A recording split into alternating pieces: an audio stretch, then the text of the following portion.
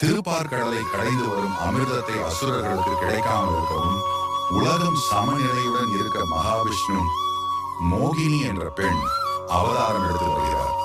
தேவலோகமும் பூமியும் அதிர்ந்த காலம் அது.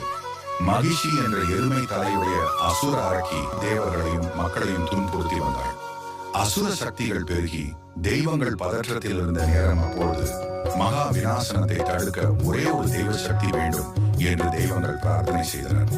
அதற்கு பதிலாக பரம்பொருள் விஷ்ணுவும் மகாதேவன் சிவனும் ஒரே சக்தியாக ஒன்றிணைய முடிவு செய்தனர்.